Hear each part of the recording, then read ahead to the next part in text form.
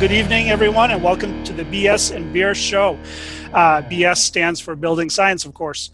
Our goal at the BS and Beer Show is to spread BS far and wide and to have fun doing it. Our topic tonight is it time to consider panelized walls? My name is Mike Maines, and tonight I am drinking a Fever Tree ginger ale, a little hard to see. And I would like to thank our audience and our guests for joining us tonight.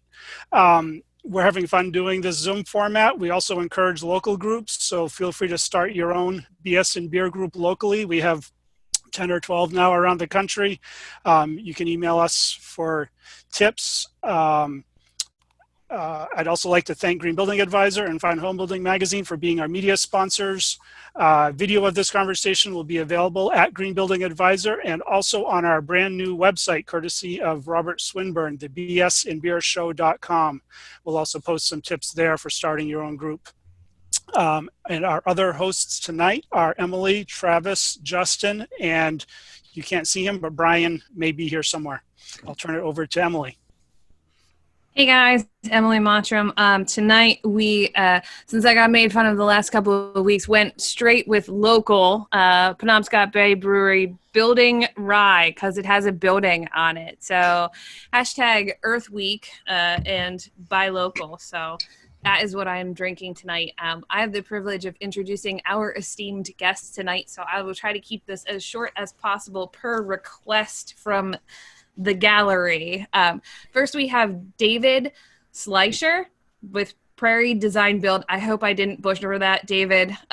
He is a builder, entrepreneur, construction and building science enthusiast. And like a lot of us, he believes that the construction industry is going through a revolution that we are all proud to be a part of. So welcome to BS and Beer. He's a featured speaker on many educational and passive house events.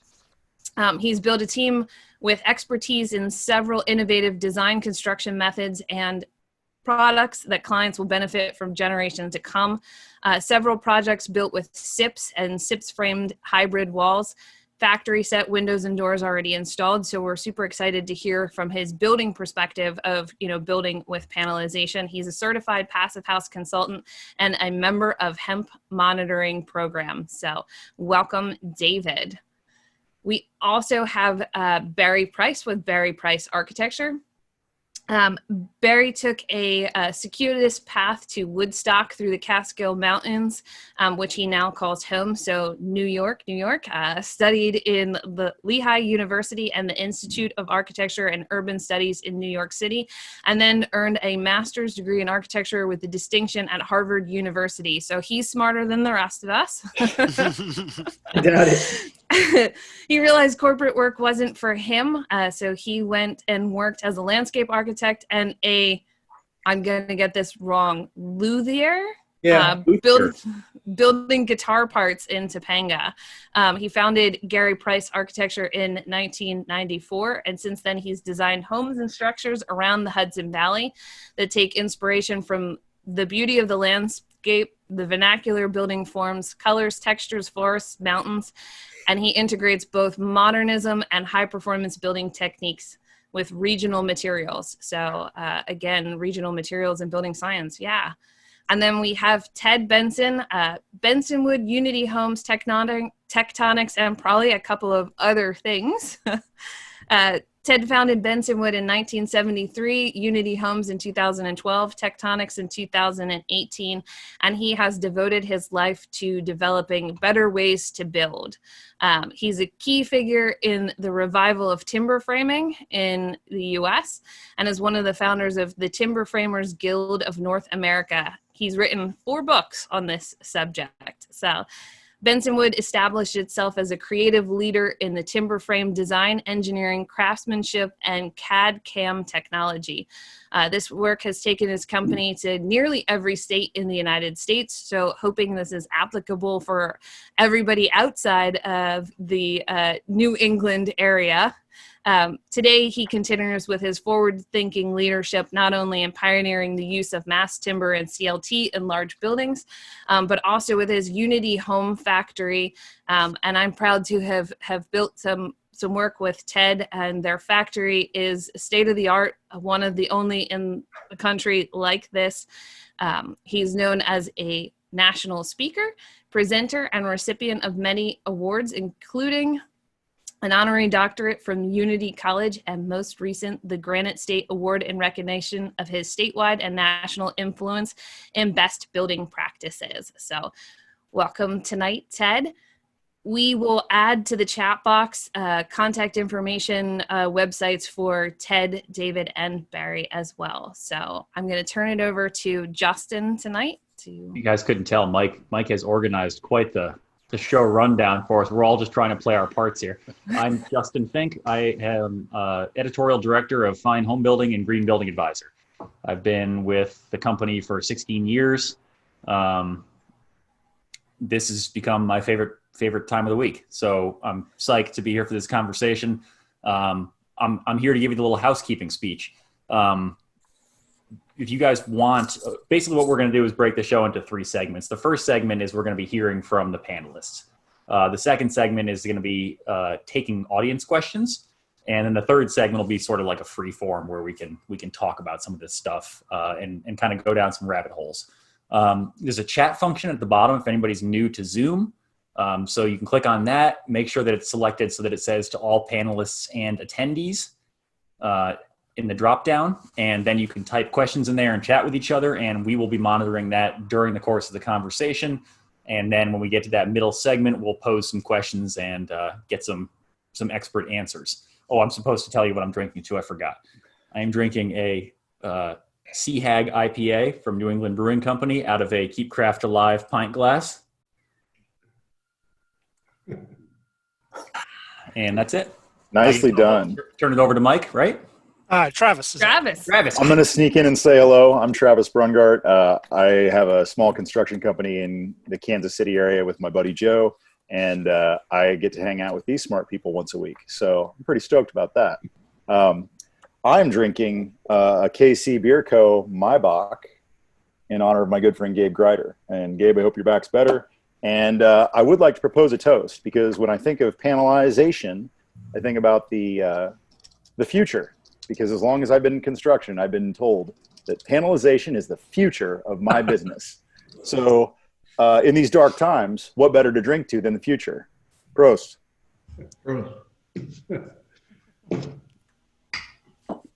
So at this time, I would like to just kind of go down our panel and ask each guest to sort of offer your own thoughts. I mean, we've introduced you, but if you have things that you want to add to regarding, your experiences with panelization or anything else that you think we might find interesting or the world might find interesting, certainly tell us what you're drinking, because that's what I'm interested in.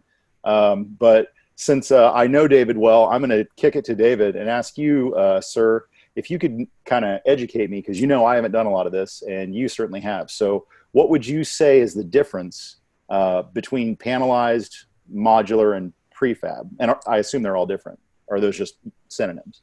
Yeah, I think everybody has maybe their own, maybe. This is just an assumption. A lot of people have their own maybe definition on what those are. It really depends on what are we actually talking about. Modular to me means maybe I'm visualizing a box that's kind of showing up on site that, a little bit further down the road than, let's say, a wall panel. Okay. So that's the way I take it. Prefab sounds like to be the most watered down word of the 3 in terms of what it actually means. It's prefab. Is it a prefab house altogether? Is it just a prefab wall? Is it just sections of the home that are prefabbed? But I don't know. I'm new to it too. So, I guess what I've been doing is panels. They're prefabbed and they come out looking modular when they're shipped. So that's what I got. Oh, and I'm drinking a Dunkel. It's not local, so I feel a little out of place, but it's Hofbrauhaus Dunkel. It's one of my favorites after they stopped shipping Beck's Dark to the States. So it's my backup beer. But I mainly drink a local Kansas City beer for sure. And the one you're drinking, Travis, is excellent. Oh, thanks. Yeah. Well, since you're kind of the godfather, Ted, do you want to weigh in on that and break it down? What is your preferred nomenclature before we offend the masses of panelization experts? You mean about beer or? Both. Tell us about your beers and your panels. We want to know it all. The beer. So I chose to drink a Hefeweizen tonight. As you'll see a little bit about our factory as we begin talking about that, we have a lot of German equipment, Hundiger cutting equipment, CNC, and Weinmann automated assembly equipment. So I thought in honor of that, I'd bring a special German beer. But I got to tell you, I poured it into a German style, and at that brew pub in Fronten, Germany, I had the Hefeweizen that made me cry. So that's my beer tonight. And to answer the question about panelization versus prefab, I do think there's a lot of problems with the nomenclature. I think maybe not in the industry, but I think for the consumer, it's pretty confusing about, panelization, for instance. Is it just open panels, or are they closed panels with insulation in and air tightness, kind of built into the assembly, windows in, or is it just a raw open panel? Big difference in value and performance and so on. We actually believe in a hybrid. We think closed panels are the way to go, so that we're adding as much value as we can from our factories. But we also think that there's a place for modularization that is, volumetric. And with that, we're trying to bring that back to bath pods and mechanical pods, as 3D assemblies instead of just panelization. So we really think the right place for us to be is both modular, that is volumetric, and panelized, but closed panel where you can really add that maximum value. So that's my take on it. I also want to just say, I reviewed Barry and Dave's websites, and you guys just do awesome work, and it's a real honor to be on the panel with you. Likewise. That's kind. Thank you. That's awesome. Do you want to go ahead and run it down yourself, Barry, and kind of tell us Sure. your? I'm gonna start off by really sorely disappointing all of you because I have an empty bottle of Seagram's ginger ale. I'm getting over a slight stomach thing, so that was the best I could do. But I'll do better next time. I guess in thinking it through from my perspective, you can take a system and you can take a building and you can, I'm really interested in how architecture is evocative of the way the buildings are made.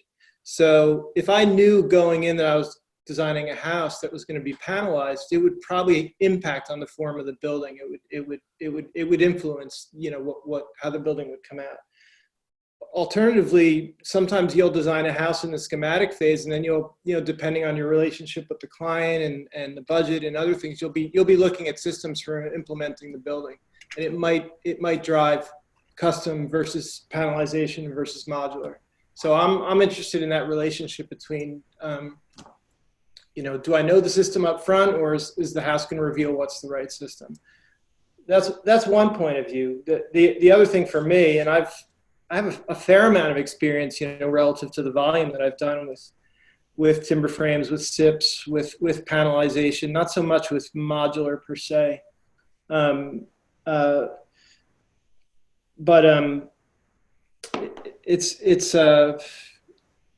was fortunate to be introduced both to passive house and to panelization on one project several years ago.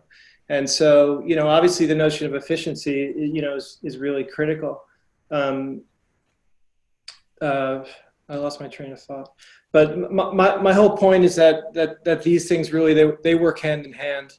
And, and for me in the end, to be able to make buildings, that are really representative of, what's important right now and look like, they're evocative of how they were made is what drives my interest. Well said. Excellent.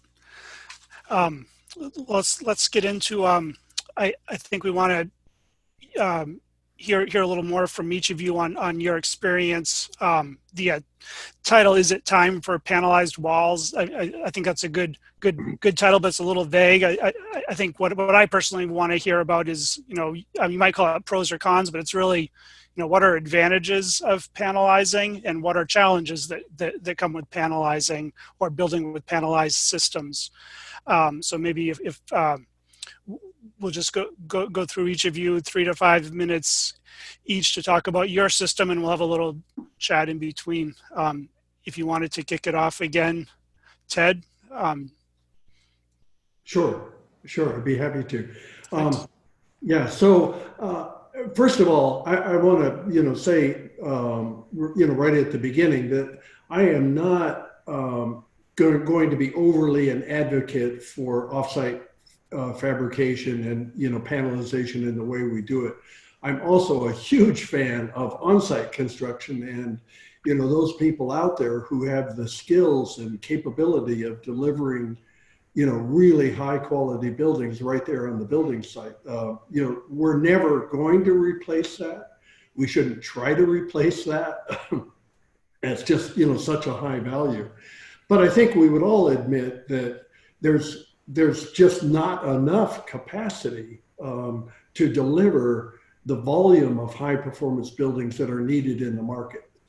And so I think, our methodology and offsite fabrication is really important to, kind of help to bring the volume to the market that's needed. And, to bring it to those places, where there aren't the skills or there aren't the capability, in those places to achieve the high performance that's needed. So I wanted to say that at the outright because I know a lot of the listeners are on-site builders, and God bless you for the work you're doing out there.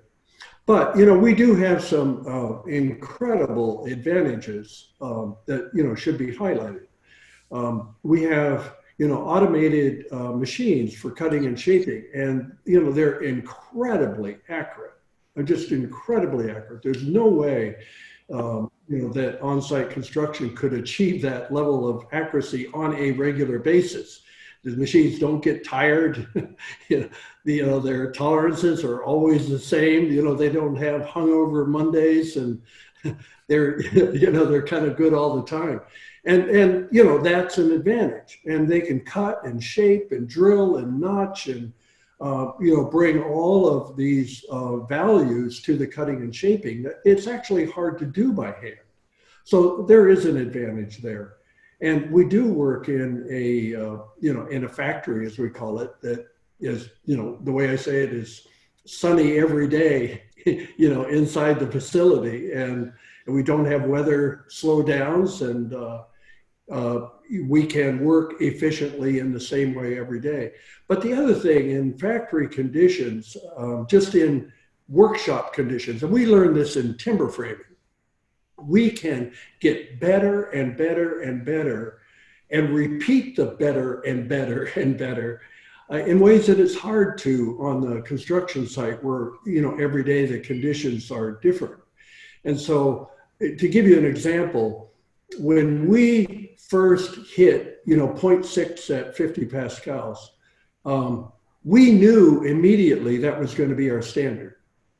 That all we had to do was kind of normalize all those processes and procedures that made that possible, turn that into what's called an SOP, a standard operating procedure, have all the right equipment there, all the right parts and pieces there, the gaskets and so on, and we would be able to repeat it every time, every day, and not change that standard. So there is a lot to be said for things that are achievable in the controlled conditions that should help us to bring a really high quality product to the marketplace and kind of normalize that standard. So that that's my big take on it. Is there's the cons is we're not at the site. We have to make it in the factory, put it on a truck, and deliver it to the site. The advantage is, the quality from a factory, given the automation and given the standard operating procedures, can be just incredibly high. Yeah. Ted, do you want to share your images of your shop and system, so we can see what your panels look like, or if you or do you like me to do it? Sure. No, do you want to do it? Sure. Yeah. Okay. Why don't you take it? And why don't you just show that whole panel guide and just kind of page through it, and we'll stop where it's relevant. And while you're doing that, let me tell the listeners that you can go to our website at bensonwood.com and download this same panel guide that Michael's going to be showing you. Yeah, can you guys see that? It's a little weird on my screen. Okay. It's a little bit weird, but so that's the Weinman equipment. So that it's a bridge, with nailing equipment and cutting and shaping equipment on the same bridge. So after we assemble the panels, it's cutting out window openings and doing all the fastening, automatically. So not only is the cutting automatic, but the nailing and the shaping of the openings and the trimming of the edges is also completely automatic. Yeah. Well, and could you also just mention the differences? Just what are the essential differences between Tectonics, Unity, and Benson Wood? I know you have three separate businesses, but they're all sort of interrelated, right? Yeah. They like each other. So Benson Wood is our legacy company, started back in 1973, and we went through a long era of focused on timber framing, as we were working on a better way to build. So we still do a lot of timber frame buildings and high quality custom buildings throughout North America. So we haven't lost that. We still believe greatly in high performance, high quality, well-crafted timber frame buildings. But, we realized, along the way that we were not going to be able to make that product in its high level of craftsmanship and high level of architecture, affordable. And so Unity was really founded to bring high performance, really high quality buildings to the middle market. And it was such a conflict between the two companies about, and in terms of marketing and everything, that we realized it had to be a different company. So it's actually a different incorporation under the same umbrella. And so Unity doesn't, for instance, have as much featured timber framing, but it still has column and beam timber frame elements in it. And we're really proud of, what Unity has been able to accomplish since its founding. But we're also really dedicated to bringing the cost down, continuing that path, and pushing the quality up. And then Tectonics, we founded that just a couple of years ago with the idea that we want to make our level of panelization and modularization available basically to the whole building market. It just made sense to us. And so by incorporating our building systems basically into your design, you can basically get, the Benson Wood and Unity panels, kind of going around those two incorporated companies and going kind of directly to the Panelized product. And so the way that works is you download, information through Revit and other 3D modeling programs about our building systems, and kind of incorporate those building systems as templates, within your design model. And then basically our building systems would fit into your your designed architecture. What you're seeing here on this screen is a kind of a lineup of the different systems that we have. The one on the left is what we call the OB Plus system. And it's based on a TJI as a stud that is on 24-inch centers. So, the entire system is advanced framed. But in that case, we're using a TJI as a stud and zip as the WRB. And then all of these wall systems use cellulose, dense packed cellulose for the insulation, which, by the way, is also delivered with automated equipment into the wall or floor system. And then the middle one is a wood fiber wall that generally has a 2x material stud as a part of the assembly. So it could be a 2x6 or a 2x8. But the wood fiber is the continuous insulation layer. And then one on the right is what we're calling, basically is how we achieve the passive house. We call it the flex wall assembly. And that can get us up to, really high R values by adding to the continuous insulation layers. It's also based on the wood fiber board system. They also all have an interior service layer so that we can separate services from the insulation system. But we put that service layer to work. It actually holds up the floor system, as you're seeing there. And Mike's doing a nice job of touring you around. So that floor system is held up by the service layer, which allows the exterior wall assembly to be continuous and not be interrupted by the floor system.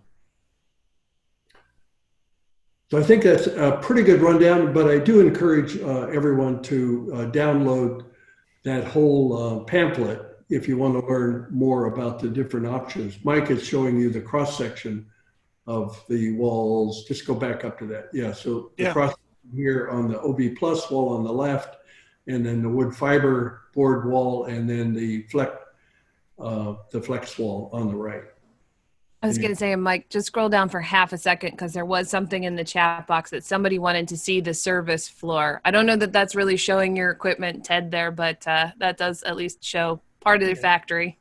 Yeah, that shows part of the factory. That's after the panels are assembled horizontally, through the assembly line. They go vertical, and that's where windows are installed, and sometimes siding and even electrical work can be installed after they get to this vertical part of the production line. And you're seeing what you're seeing in that photo is the wood fiber wall with the strapping layer kind of revealed on the So you're seeing the exterior. So that's basically a rain screen, or that's the service cavity. That's a rain screen. Okay. Yeah, and on the other side is the service cavity. Got it. Because this tends to come up a lot for me. Why did you go with zip, and why did you go with a 1/2-inch zip instead of 7/16? We went with zip because we think it's a good product, and it does an excellent job as a WRB. We actually believe in it. We did a lot of we had a good relationship with Huber when they were developing this product, and we were one of the test facilities for the zip system, and we actually had a test building out in back of our facility for Huber, back in when they were developing the product. So we believed in it because we saw it in action, and we did some of the early testing of it. But we actually used the brown zip, which is designed for roofs because of the fact that we're on 24-inch centers, not 16-inch centers. Okay, excellent. In the interest of time, I think maybe if we switch over and hear from David, and then we'll come back and do questions afterwards. Thank you, Ted.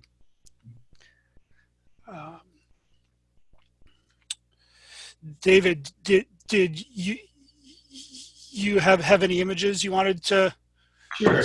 to share? I know we didn't give you a whole lot of notice. Yeah, no, it's okay. Just a little background before we jump in. Most of my work before getting into new homes was in remodels. And I wanted to get into doing some custom homes. And I kind of fell in love with Passive House during the recession, and ended up getting married and buying an old 1954-year-old ranch to renovate. And I decided to completely gut it, reuse most of the materials, but try to reach Passive House levels of air tightness and R values. And that was challenging. So when we got the opportunity to do some speculative homes to kind of branch out into new construction, I was trying to make that easier. Trying to make something airtight on a retrofit was pretty challenging. We were able to get it down to below 1 air change per hour, but it was painful. So that's why we largely started looking at how do we performance build the easiest way. And I'm not saying panelization is the easiest way, but it made it a lot easier our first time. And we've done it on a number of projects. We've also done, all of our projects are high performance, by the way, when we do new construction. So we've looked at, done double stud walls. We've done 2x6 walls with zip sheeting on the outside, and then mineral wool for the continuous insulation on the outside to get the R values we need. But, you know, we were never able to get the air tightness levels achieved quicker than using panelized construction.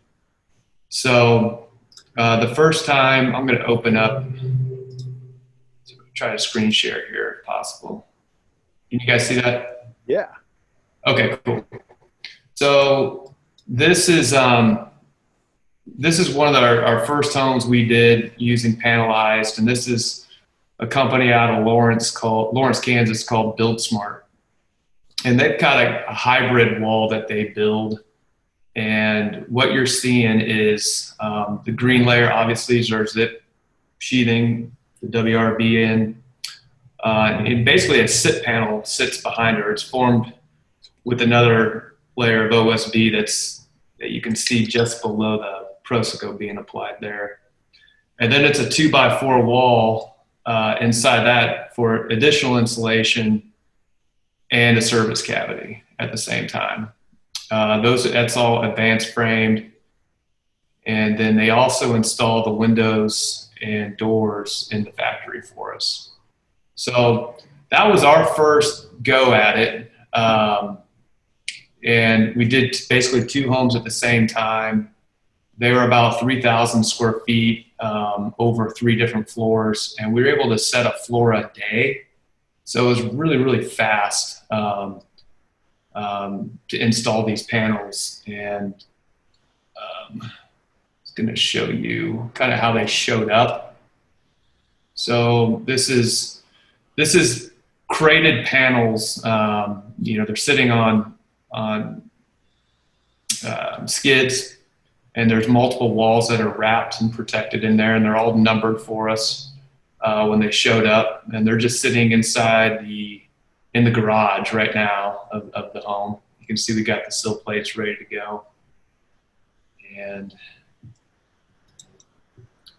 when they get unwrapped, this is kind of our experience with it. We have a Sky Track machine that you guys are probably familiar with that. They got a big boom on it. We latch on to the wall panel we need and lift it up and out. and then drop it onto the subfloor, to inspect, make sure we're good to go, and slide it over into place. David, to clarify, you're talking about just a telehandler on site. You're not utilizing a crane. This is not a large, heavy equipment operation. No, this is that machine I actually own. I'd be renting anything else. So this was a cost-effective way we approached it. Now, I think there's probably a different machine that would be better, more like a small crane, because we had to move the SkyTrack often. It can't reach everything, but maybe a crane with a long arm that could pick and pull the panels and then drop them right in place without physically moving the crane. Just the arm would be a better scenario. So this is the doors installed. This is two separate panels here. It's not, there's one door per panel there. That's a quick look at the exterior. So this was a walkout hanging off a pretty big cliff here. So there was some site framing that our carpenters did before it was set up and get the floor system installed. And then each floor took, about a day to set, and there was a day in between to line the walls and set the second floor framing and build the steps. So, it was very fast, for us. I know Ted mentioned some of the benefits that by utilizing panelized construction, and for us, outside of a very predictable performance level we were trying to achieve, it was predictable on other areas as well. Speed, time, we knew when we were getting our panels, we weren't going to be really impacted by weather. These panels are being built in a factory, immune to a lot of the outdoor elements. Cost is another big thing. Getting into high performance building, there's not a bunch of framers in Kansas City that I'm aware of that build a bunch of high performance walls. So what's that going to cost? And, anything that's new, you're going to pay for. If it's easy, they can give you a pretty good price, but if it's new, you're going to get charged for it. So these were speculative homes, and we were trying to find, predictable cost, try to eliminate that variable of hitting the performance and what it is going to cost. So that was some of the additional benefits, and there's not much waste. You drive by a construction site at this stage in the game, there's at least a dumpster there, or maybe not, but there's just a load of scraps everywhere, and that's just not on the site. So we certainly saved a dumpster, which has tons of benefits, and guys not walking over a bunch of material is good for a job site too. This is a project we currently have going. It's much further along than it is now, but this is a much thicker sit panel, not with the company and the product I showed you before, but it's a much thicker sit panel. I think we were around R42 in our walls here. OSB comes in sheets of about, I believe it gets manufactured 8 feet by 24 feet. So we had some extremely tall walls. You can see the wall behind the guys that are eating lunch. Those are really, really tall panels. The wall over to the left, I think there's just a handful of studs in that entire wall. So eliminate a lot of thermal bridging that would have happened otherwise without panelized construction. Well, without a sit panel. And that wall's about 73 feet long. So there's some huge sheets of OSB that go through there that, are giving us the performance we're looking for and the speed that we're going for as well. This was a big vaulted project as well. These are structural and decorative trusses, same project. And we went with sit panels for the roof system as well. And we were able to set those with the SkyTrack, the forklift telehandler, or whatever you want to call it, that was able to set them all. There's another look at it sitting there with the SIP tape to tape the seams down below. So at the time we did the Build Smart panels, we had an in-house carpentry crew that did it. And it was certainly faster than if we would have stick framed it. We didn't have to fight weather as much. And like I said, we're getting through a floor a day, windows installed, no scaffolding, no wall jacks, just speed. I did ask the framers on this project you're looking at now, whether they thought they would have been able to do it faster if they just, did a 2x12 wall or 2x10 wall to kind of give it something somewhat similar. And they said, no, this would be much faster to do it on the SIP panel. So speed was a big thing for us. There's a lot of predictability. As you guys know, construction's messy. If we're able to eliminate some of the messiness, that's usually good for everybody's pocketbook and stress levels. Yeah, just let me, David, I'm so sorry to push you along, but if you can run through your last couple of slides here, and we'll come back to talk more about details or questions, okay, that's it. Great. No, thank you very much. That was great.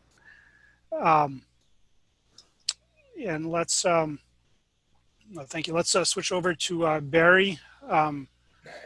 Barry, did you want me to share the screen? Let me give it a shot. Like, okay.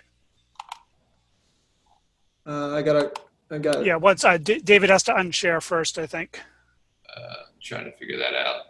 At the bottom of the screen, there should be a green button. Right in the middle where it says share screen. You just click that and you get a little menu. Maybe Travis, maybe Justin. Justin, Justin, you can stop the share too. Really enjoying this though. Is that channel for a mating spline there, David? Is that just a foam gasket or something that goes in there? Yep, that's a spline there. Nice. Cool. For one. All right, you're freed up. You should be able to share now, I think.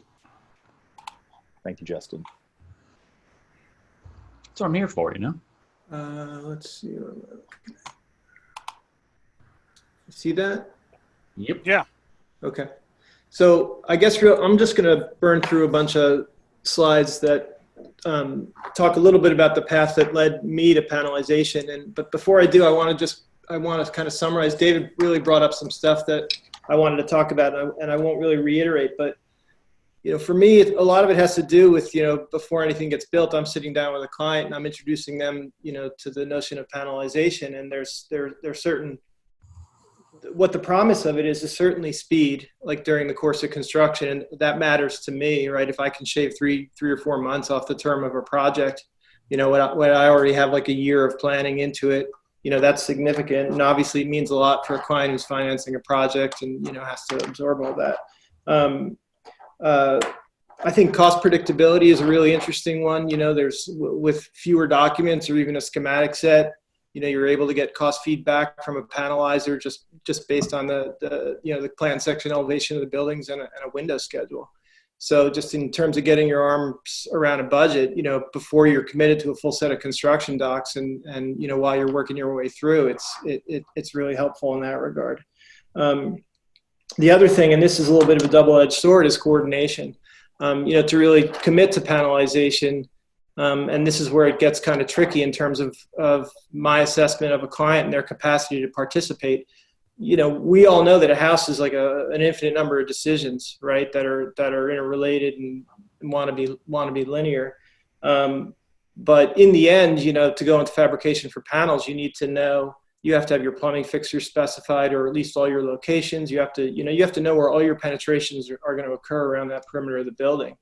And so what it means is that there's a lot of stuff that has to get decided up front. And it sort of throws the conventional path for the standard phases for an architect. It kind of front loads a lot of stuff up front. So you have to have a client that's really going to be able to participate in that. So with that said, these are a series of houses. This first one here is a house that's a SIPS house, actually, sitting on a daylight. basement. And this was the first SIPS house that I did, but this house is built to the passive house standard. This one is conventionally framed, stick frame, but with continuous insulation. So these are different forays into high performance building that I had made. This one you can't see from here, but this has a number of interior and exterior timber frame components as well. So there's aspects of offsite fabrication and performance occurring here. This one is a passive house barn structure. This one is pretty much, it was simple enough that this had some offsite fabrication for an internal steel moment frame. So then we could conventionally stick frame the whole thing really quickly and easily with trusses around it. This is a recent passive house that's just nearing completion now. This one is actually completely, we looked at panelization in this one, and we ended up, for reasons I won't get into right now, custom building this whole thing. But this will be a certified passive house. But I want to get to, this is the project that I did about 8 years ago that introduced me both. I had the good fortune to work with a building construction company, Harmony Builders, and they had a relationship with Chris Corson at EcoCore, and we all sort of came together on this project to do what I believe was EcoCore's first panelized house. So they constructed the entire house. It was truss roof on site, wall panels. And, I had the good fortune of kind of learning while I earned, because, out of this, I sought my passive house certification and really got interested in panelization. So these are a couple samples of some panelized projects. This one, Ted, you might recognize as a Nano from Unity Homes that we worked on last year here in Woodstock. And this one here is a company, New Energy Works, that does a wood fiber wall panel system, pretty much framing only and continuous insulation. I've done a couple jobs with them. And then these two are different versions of EcoCore. And you guys, I'm sure, are mostly familiar with EcoCore. It was, I think, it was certainly a certified passive house panel system, and I've done a number of jobs with them. And then I'll just show you a little bit about, some more details. This is Cabin 3000. This is the first one that we did. And when I go back to talking about, how the form of the house really dovetails with the system, I mean, this house consists entirely of floor-to-ceiling vertical windows. So unlike a situation like this where you're cutting windows, into a continuous panel, this one is always, it's either panel or glass as you wrap around the whole building. So for me, panelization was like the perfect way to implement this building. This is a view of another passive house, about a 2,200 square foot house in Woodstock. This one was also done with EcoCore, and on this one they were able to do the roof panels as well. So this whole house went up in about a week, but also has some exterior site-built timber frame components. But one of the things that really interests me, particularly in terms of high-performance building, is you talk about bridging, you talk about isolating conditioned space from unconditioned outdoor spaces, and how you really start to connect those structures, in an efficient way. So this house was really looking at that. This is a larger panelized house that we did with EcoCore.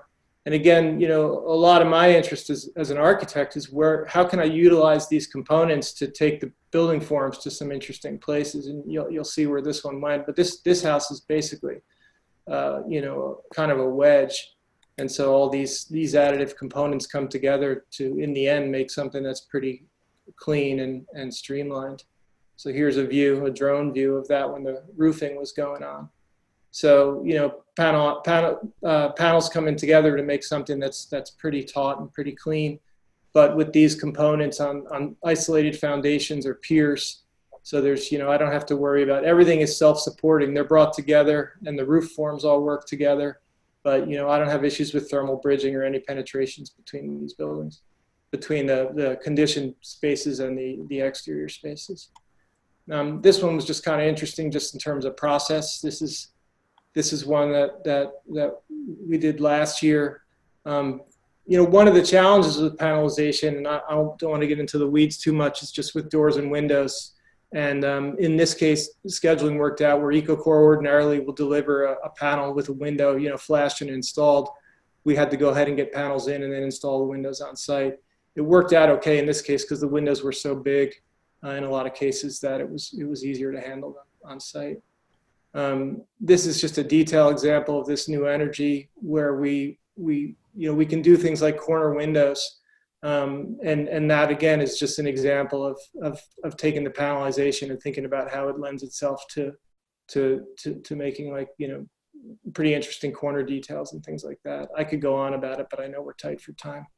This one's kind of interesting. This is one where we actually did an insulated truss system. This is the entire roof package sitting outside the site.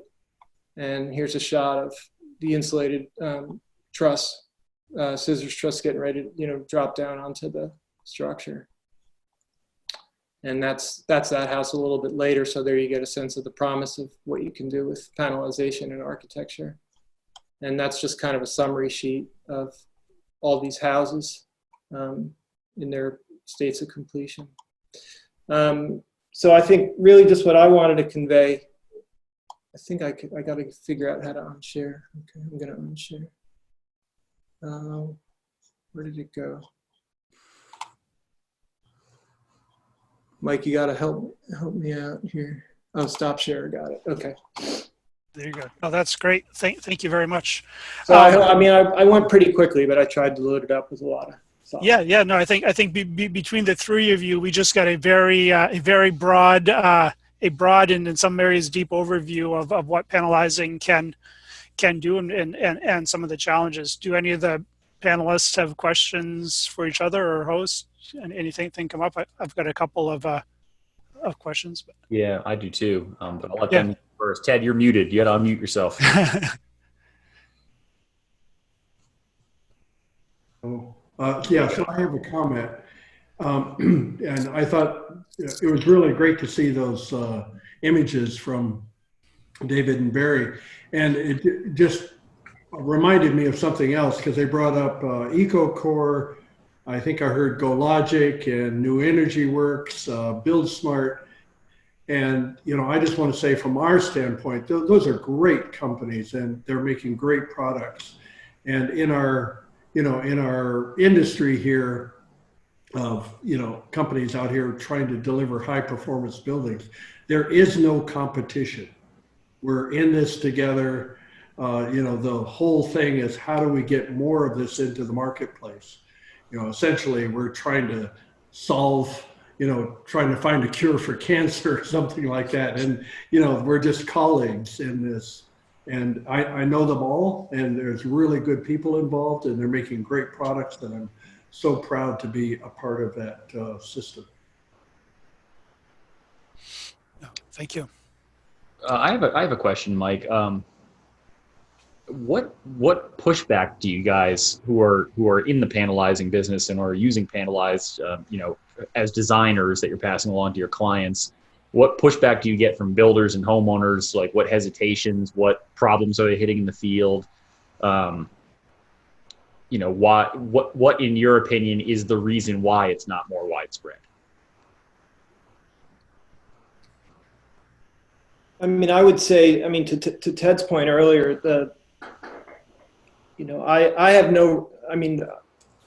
I think any project has a really good balance of what can be fabricated off-site and what takes advantage of craftsmanship on the site. A lot of builders that I deal with are, small teams that they're used to going from, once the foundation's in, they go through to the finishes.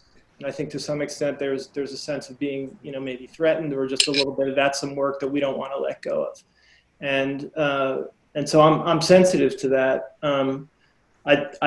My sense is though that the capacity for speed that a panelized project that can bring in, over the course of time can allow a builder to move through a project more quickly, focus on craft, focus on a lot of stuff that just has to be done on site, even with these panelized houses. So I'm faced with that, just working, just trying to help transition a builder who's used to stick framing, doing everything, into having some enthusiasm for this kind of approach. Yeah, I definitely second that. And I'd also add into as it gets more popular, maybe some of those costs, like a lot of the things that Ted's trying to do with, having the mechanical pods and other things, the more things they can do in the factory, hopefully the more cost effective it could be. Because a lot of times we get pushback like, oh, it's not really cheaper, but they're not maybe weighing the entire balance of, does anybody on a job site track how many hours it takes to, as Travis would say, caulk and care and tape and try, do you really calculate those hours out? And so, when we got Tectonics panels from Benson Woods factory, they came, 24 feet long and really minimized the number of seams that we might have had and stuff. And so, I don't know if anybody has really evaluated the full, you might say like, oh, the shell package is more expensive, but is it more expensive in the long run when it shortens the amount of time? So we still get a lot of economics questions, or the issue that we kind of ran into was, it takes a little bit longer to work with the panels if your foundation isn't quite as square as you'd like it to be. For example. I think there's that. I think you have stuff on both ends too. If you have a finished carpenter coming in, they didn't set the panels. Their sense of tolerance is across a 60-foot long wall, versus the framers might be a little bit different. So there's a little bit of head scratching involved with that. No, I didn't plan to be here for a week prepping the wall for my siding to go on. So it's all those transitions between trades, between panel and between site that is nuanced that I find. I have a question. I guess the best way to say it, what's the relationship between high performance and panelizing? I mean, we're all building nerds and energy nerds. We want to be doing high performance. Is high performance particularly well suited to panelizing and vice versa, or is there a reason why we're not penalizing code minimum houses, or are people penalizing code minimum houses and we just don't know about them? Yeah, there are lots of companies out there penalizing code minimum. Actually, there's a big business in that. But it's a completely different product. It's generally open framed. So it's really, just a framing package, more or less. Okay. To the extent that you have people like Ted and who are committed to delivering passive house or high performance, you have windows that are installed in controlled conditions, right? And you can really guarantee air tightness and all these penetrations and things like that. I do think there's a direct relationship between high performance and panelization for sure. Absolutely. I think a good chunk of what's being built currently, you could consider it panelized. I mean, most of the homes that I'm seeing in Kansas City are shipped, the rafters are shipped already prefab as trusses. So a lot of this prefab is kind of trickling in other ways. We're just not, considering it necessarily prefab. And to some of the pushback I've seen on some of the comments on using quality framers instead of doing panelization, construction costs a lot of money. You just can't have anybody setting the panels. You're still going to need somebody of high quality doing the installation and caring for the product. Especially if it's high performance, because it's a bigger investment, it's higher risk, and if it's not sealed up properly, you're going to have some failure. So you can't just have, the lowest bidder installing these panels. You still have to have some quality subcontractors involved in the project. Yeah. Well, a good testament is Tim Euler, who's an excellent framer, out west, is saying he loves the idea of panelized with labor shortages, and he's getting older. So that seems reasonable. We're just at 7:00. Why don't we switch over and start taking some audience questions? That works for everybody. Yeah. Well, one thing we have to dig back to. This is definitely down a rabbit hole. But Barry, we got to know how you did that razor thin roof overhang on that project you showed. So I had this notion, and I'm not going to talk about what that costs, but I had this notion that I really like this idea about, overhangs are really a natural thermal bridge, right? Unless you're gonna build them on. And so I was really starting to look at overhangs and how we could reimagine that. So the idea that I had is, why can't roofing be an overhang, right? Why do I need my structure to be the overhang? And so we ended up doing these steel plates that were applied above the venting layer that got integrated with the zinc roofing. And the whole idea was, I'm just going to let my roof be my overhang. And of course, the idea of that was 1/2-inch steel plate. That was I should have showed the picture of 3 guys standing on the edge of the overhang without deflection. But so I mean, architecturally, it was really successful. But it was this idea about thinking about the building form and the fact that, overhang is a reference to the way houses were built, years ago. And now overhangs, really, passive house for me, you really have to reconsider how you're going to achieve shading. Rain screens allow siding to be more durable without continuous, overhangs. So I look a lot at how I can reimagine that kind of thing. So that house was the first foray into that.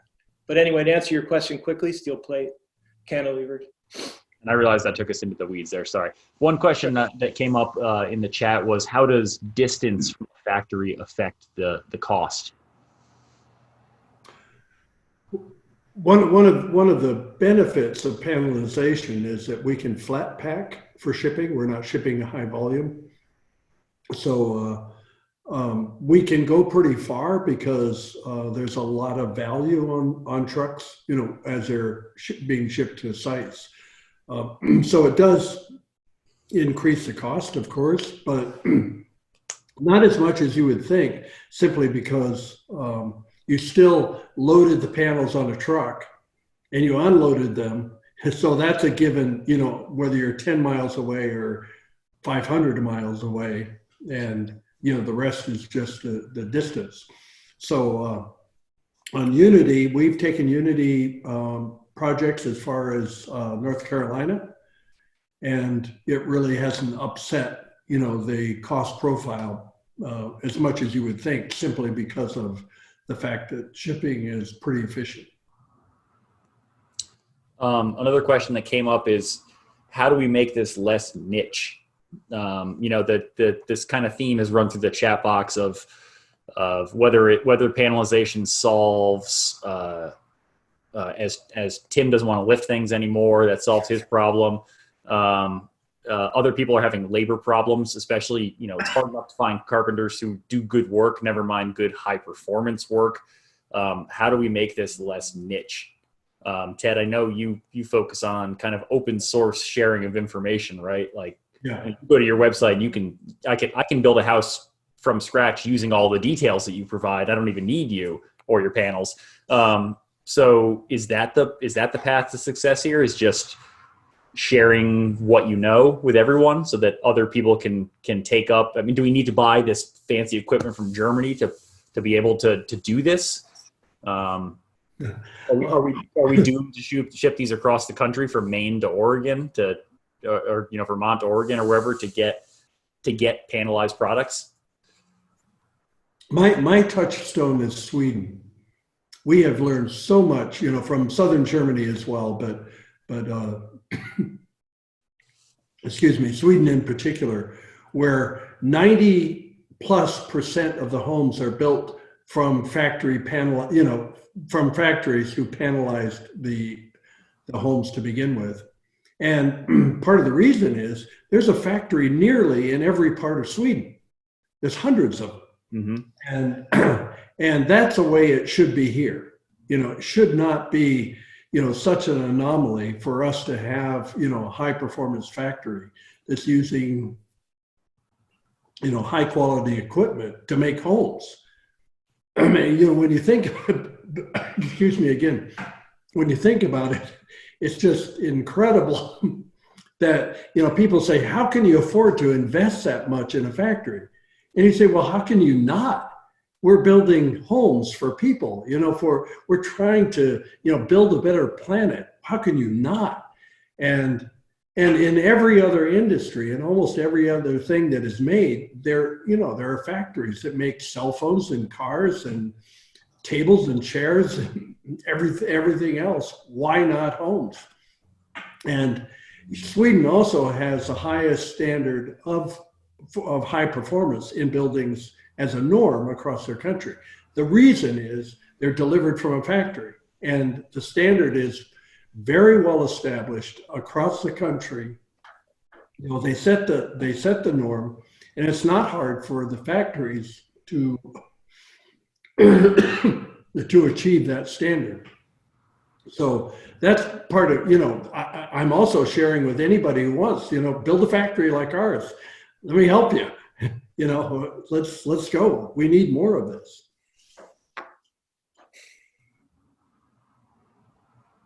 Barry, David, anything you guys want to throw into that?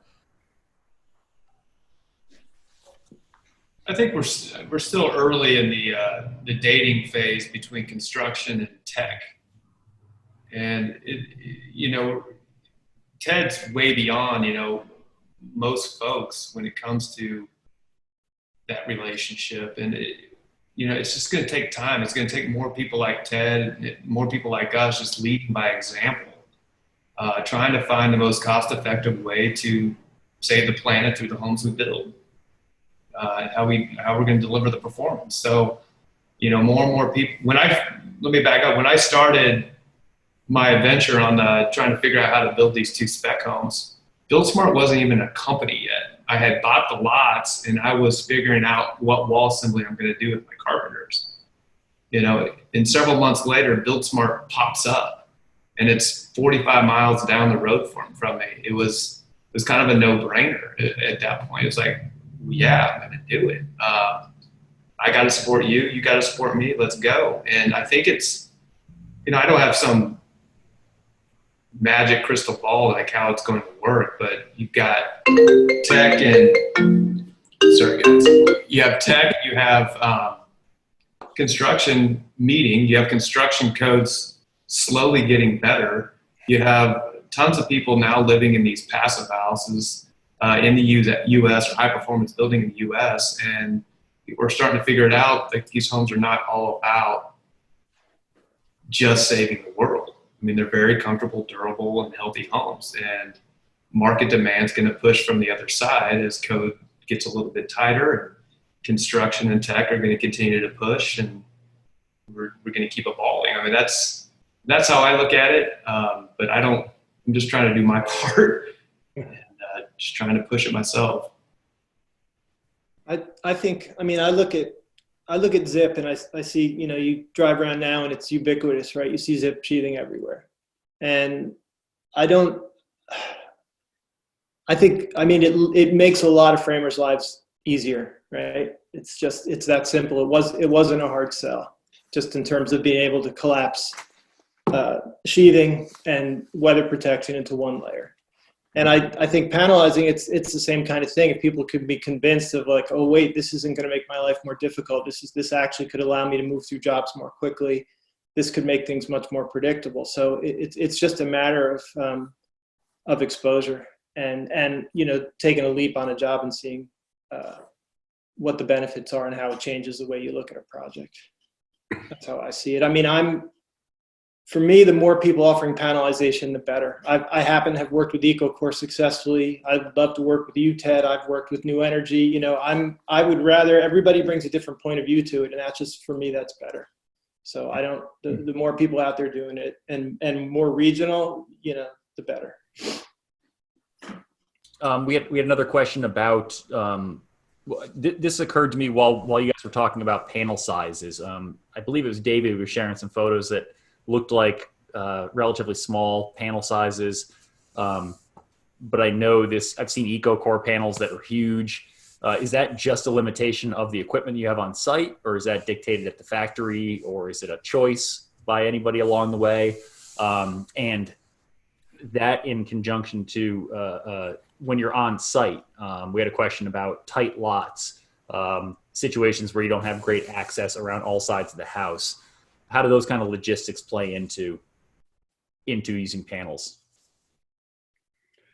Generally, for us, you know, we do try to organize the panel size in relation to what is possible to deliver to the site. So sometimes it is a tight site or a difficult condition, and we just simply make smaller panels and deliver on smaller trucks. And maybe just on time, in order to accomplish that. But, if you have optimal circumstances, we like to maximize the panel size to reduce the number of lifts that are needed on the site. So that size is generally about 9.5 or 10 feet by 32 to 36 feet. Okay. I'm curious, and I know this is something that maybe Emily will back me up on. Sitting here in my Sears kit house, I'm a very interested person when it comes to pre-cut construction, not necessarily panelized. And I'm curious what you guys think. Is there any savings potential there for the person who maybe can't afford to go full high performance panelized? If you're going to the point of factory cutting components, is it a huge step, a huge leap to then just panelize everything and ship it? Or is there some savings to be earned for that kind of the great American dream of somebody who doesn't have a huge building background to be able to put together their own house? I know this was obviously hugely popular for 30 years at the beginning of the century. It seemed to have hit its downfall because of they were, providing their own mortgages. And also the Great Depression, that small little thing. But, we never got back to doing that again. And I've always been curious why. And for the folks who use Panelized and are fans of Panelized, how do you see that pre-cut kit house thing playing in a way that's more than just, a kit barn or garage or, cottage? Does it have legs? I think it has potential. You're talking about the Sears kit house. Yeah. Everything was pre-cut, and that made a lot of sense, and it basically transformed building in this country. That whole pre-cut era. It's actually harder in high performance because of all the layers. Are we pre-cutting just the the framing layer? Or are we pre-cutting all the sheathing layers? As well. And the service layer, it's a more difficult proposition, and a lot of training that would be required for that. Yeah, since you called me out on that one, I love the Sears kit house, but I think that there could be this wonderful world between panelization and Sears kit house, but I think it has to get a lot smaller than the original Sears kit houses, simply because we don't have the craftsmen. Like back in the 30s, the people who built just, even the homeowners, I sort of feel like there was a level of understanding or craftsmanship that there are a lot of people who aren't in that. But if it could come in, you saw some of the smaller panel sizes, if it could come in smaller panel sizes that people could manage to put up on their own and fit together, very climate specific, like White Mountains house or a LL Bean house or something, that maybe it's more the cottage size than the 4-quarter house by Sears, but or if there were craftsmen that were willing to kind of put together kits, that takes a little bit of the interest out of it, I think, for your standard stick builders. There has to be something there, which, I'm obviously love panelization and semi-customizable pre-designed plan sets. So you got to get people back on board with, doing pre-designed. Well, I mean, you can attack this from a lot of different angles. One of the great benefits of when there was a lot of kit houses was the fact that it was a lot easier to get a really nicely designed house. And there are a lot of crappy houses right now, and a lot of people could benefit. A lot of builders would benefit from stepping back from that design table and letting somebody else who's more qualified come up with that design, even if it's 1,000 people in the country have the exact same house. At least it's a good house. It also allows you, one of the cool things about panelization is that you can tailor it for the climate it's going into. So that becomes complicated when you're not, when you're not doing it for them in the factory, you have to tailor it to where it's going to go. But one of the really cool things about it is that you're not, as somebody put in the comment section, you're not shipping air. Everything is pre-cut. You can really maximize the stock in the factory so that, you're cutting around knots and eliminating all of that waste on site.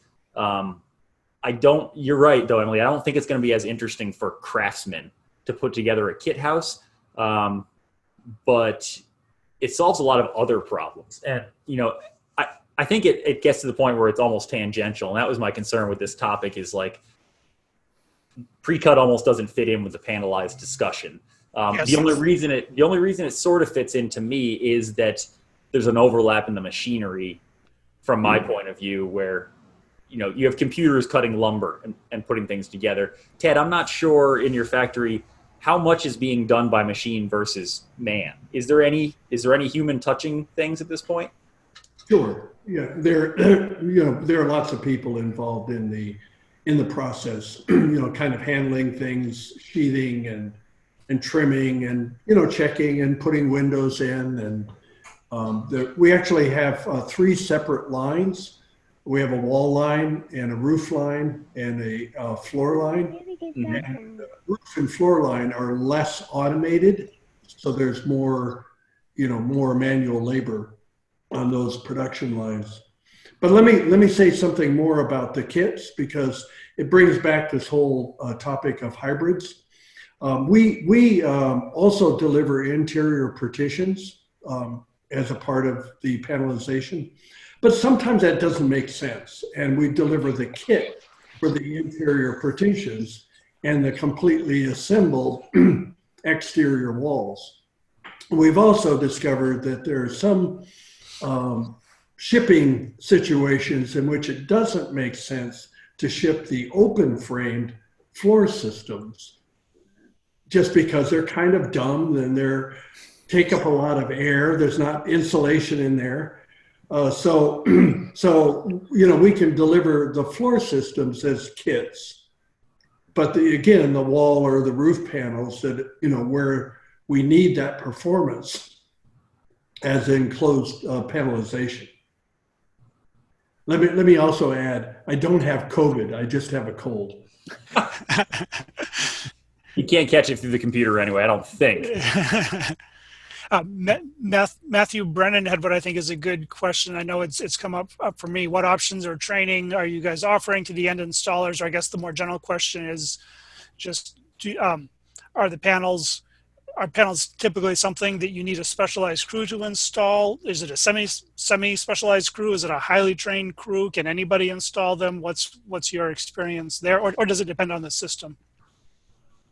David, you stole my framer on a job so that he could install your panels, and he doesn't do panels for me. You can speak to that, can't you? He will do panels for you. He loves panels.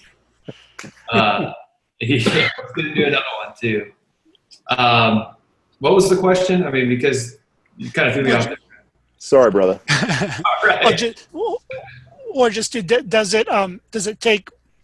Does it take a lot of specialized training? And I know the answer because I worked at EcoCore for a while, so I know that their system, but I'm not familiar with other systems. So does it take a specialized crew to install your SIPS system, or is it something any decent framer or carpenter can pick up without too much trouble? I think it's if you have a decent framer and carpenter, it can be done. I'm not aware of any highly specialized, panel installers that they created a niche market for themselves in. But our framers picked up to it well. A lot of it comes with the relationship you have with the panel provider. Are they going to be there on site with you to get over the first day? The panels show up and it's like, oh crap, now what? Where do we even start? How do we unpackage this? How do we unload it? And having somebody there from the company that is there to work with you or work with the framers is super valuable. But we've used 2 different crews on them and had great success, and they picked it up really quick. What our general standard is that we try to mix our crew with the local crews at least the first installation, basically making that the training, with the hope that we're on the next job that we would do in that same location, we'd be able to use local crews. We also think there should be more formal training, and we plan to get back to that. Emily, we got to unmute. Come back to us, Oh. Emily.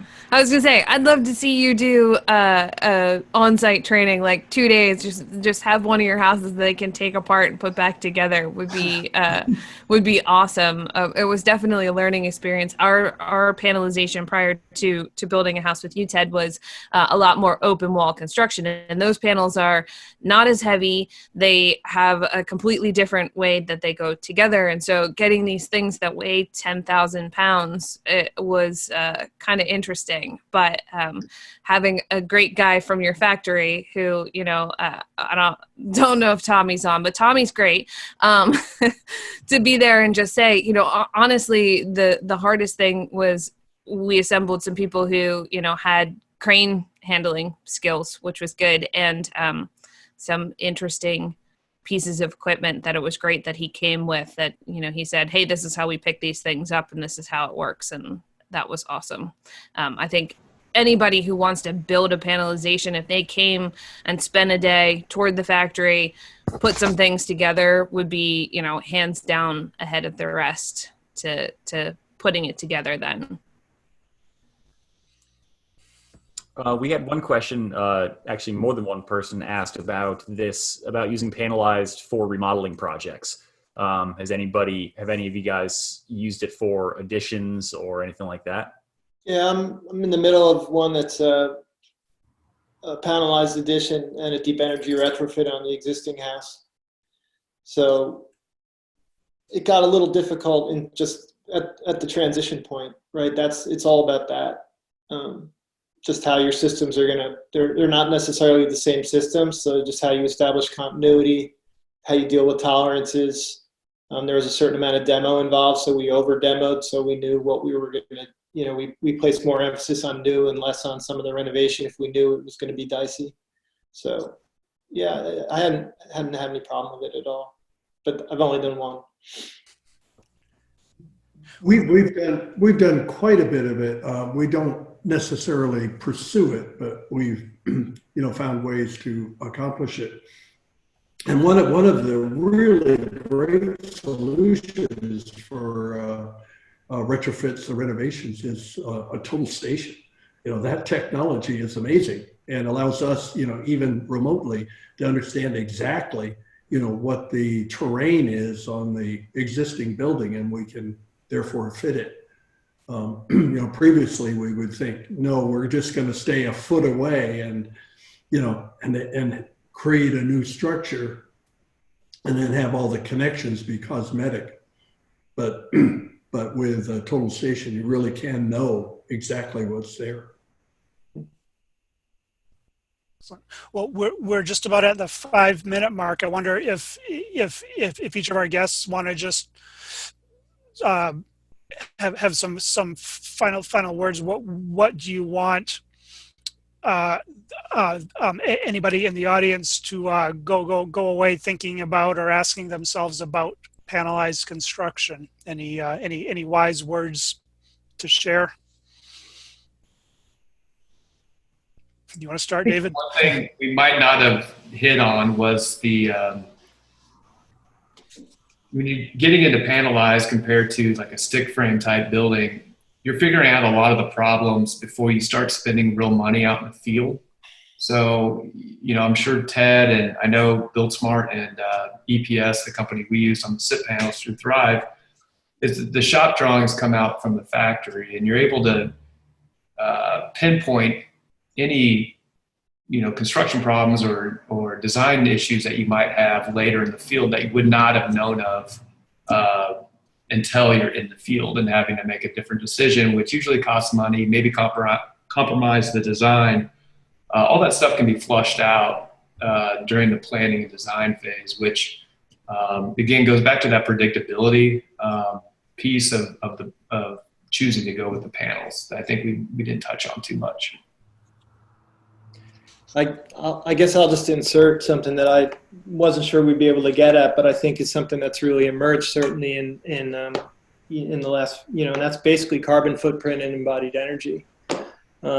And so on the one hand, I was thinking about the difference between modular and panelized, and I think about, like, most of my projects are very often they're on undisturbed sites. So you're really sensitive about how many trees you're removing, how a road you're going to bring in. If you have to create a giant area to sit components, adjacent to the building site, you're over clearing to do that. Panelization can be a lot more efficient. It can be a lot easier, because this one that we're doing now, there's like basically no room at all. But if you organize it, you don't need a ton of room for staging. So just from the standpoint of disturbance, from the standpoint of being able to collapse framing, insulation, all these things off site that can be pretty inefficient if you just think about how many trips up and down a driveway to a construction site. If you look at it from the standpoint of carbon embodied energy panelization, I think, it'd be interesting to take a custom house and a panelized house and compare them, but you obviously couldn't do that. But I think it's in terms of that as being something that's really an imperative for us right now. It's a win-win in that regard. Good point. Yeah, it is a really good point. And the point about what is needed in the planning stages is also, really, really on point for us. We actually need a 3D model of the building that has everything in it, basically to drive the automation accurately. If you don't have that, basically a digital twin of the building, you could run into a lot of problems, because of the things that perhaps wouldn't have been considered. So that's important as well. My last word is where I started. For all the site builders out there, really, God bless you for what you do, and the panelization will never replace you, and the good work that you can do on a construction site. I started out as a carpenter. I still think of myself as a carpenter, and had I not gone on this path, I hope I would be one of those high performance carpenters out there building good quality homes. But, in other parts of the country or in other places where, that's not possible and we can't scale it up, panelization of the type that we're doing is a really important augmentation to the industry. And, for all of us, we have some huge challenges. This climate change is not a joke. We're looking at one of the biggest crises that's ever faced, our Earth, and we should, all of us, be a part of the solution. Panelization can help, and I hope we can scale it up and do even more. There's really no reason, in 2020, why any building in North America should be consuming any fossil fuels at all. And, we should have, gotten there a long time ago. Why we're not there, I don't know. It's just, a lack of commitment by our industry. And, here's a group of people, I hope, who are, participating in this meeting, in this, what are we calling this, Mike? Yeah, whatever. It's a show. It's yeah. But, it's a talk. You guys are, a part of it. We're part of the solution, and we really should spread the word and, just get more high performance out there. None of us are doing this perfectly. We all should be humble about it, but let's scale it up and get this job done. Excellent. That is a good note to end on. Thank you I very was going much. to say that was an excellent point to end on right there, Ted. Yes. I shouldn't even talk more, but I do have to thank all of our guests for taking the time to share your expertise and inspiration. Thank my co-hosts. Thank everybody in the audience who joined in tonight, and everybody who listens to this in the future. This is it's a lot of fun for us, and we really appreciate your time and involvement. I hope everybody has a good night. Thank you.